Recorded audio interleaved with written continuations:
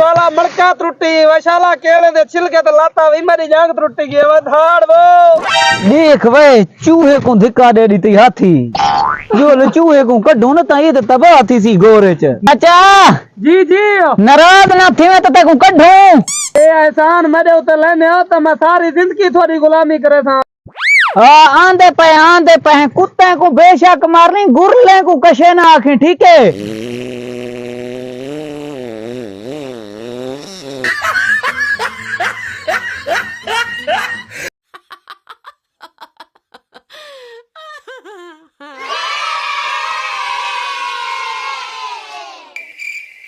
तू इथाई बाहे जी हाँ हाल दे मोया ते को कढ़िया जो हिस्से हाँ वे मर रहे हैं ढंड की आवाज पे चूहे बुलंदा बता में चाचा थोको पता का ना मैं पैसे चाहिए बता मी घरो अच्छा वेना पिया मी देवण दुबई दी टिकट है मेरी सुल्ताना बदमाश बते की थी बस्ती दा हाँ ओ आप है ठीक है मैं को दिता दी टिकट अच्छा मेरी जान टूट गई चाचा पैसे विच लाख रुपया है पूरा अच्छा तुसा बनो सुल्तान बदमाश को नपो ठीक है 50,000 तुसा दूदा 50,000 मैं को अन दिवाए अच्छा इंदा ओ हशर करो ई बस्ती दे विच वल्ले ना है no, no, no, no.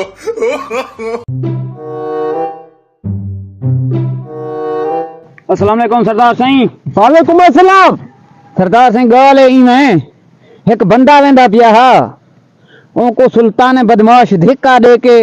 उनके कने पैसे चाह के भाज गए ओ जरा है ना बैग चाहिए था लाख रुपया उनके 50,000 मैं को दिवा है सुल्ताना को पकड़ो 50 तो हाडा थी गया जुंदे पे ओ तो अपने शकीर दे आओ जुंदे पे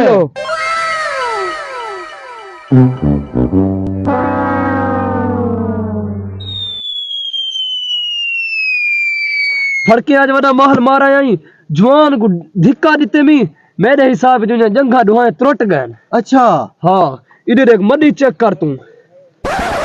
मड्डी तो चाय ए ना वो मोया ना पिया वो तो खादे थे असा बदमाश है साडा क्या है उन नाल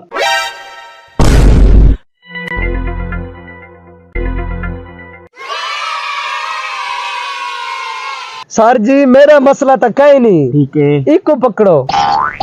सर जी मैं तो हम ही कह रहा यो पैसे चाहे मेरे को तो पता ही करी चुप कर बदतमीजा जरले वडे अलवेंदे पे होन आधिया चलविंदे हथियत करने बदतमीजा चुप कर खड़ वडे अलवेंदे खड़न दो पैसे वापस करो एक ही ना